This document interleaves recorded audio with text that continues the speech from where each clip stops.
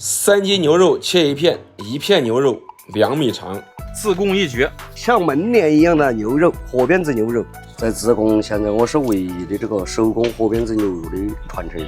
您从多大开始学这个？学手艺的时候10多岁，现在我已经57岁。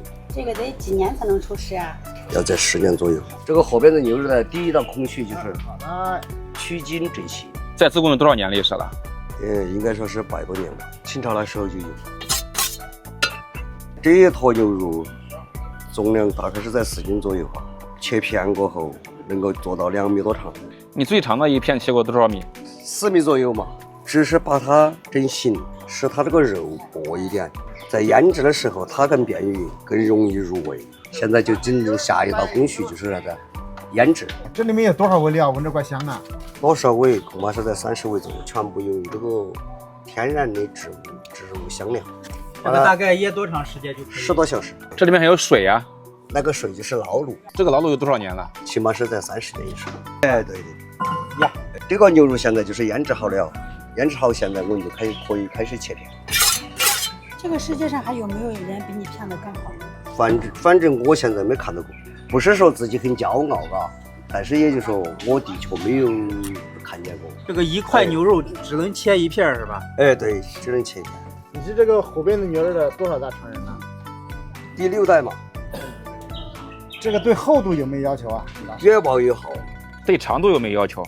这坨4斤的牛肉起码是在2米以上，不停的翻，直到把牛肉翻完，再切另外一半。再切这边。那切这一片得多久呢？起码是1小时以上。说速度是不行的，有了速度你就不会质量了。咱这一天也切不了几块牛肉啊？切不了多少，也就是10斤嘛。师傅，像这个女的有没有学的？没有，这个只穿这个男的，因为这个很酷。同样的都是工作，这个能够挣到1000块过月，那个工作就可以要挣到1万块过月。但你总的来说挣钱都辛苦，这个工作就比你其他工作还更辛苦。所以说没一点这个毅力是坚持不下来的。现在就切另一边啊，切另一边嘛，中间必须不能断，不能断，它就是一块真的。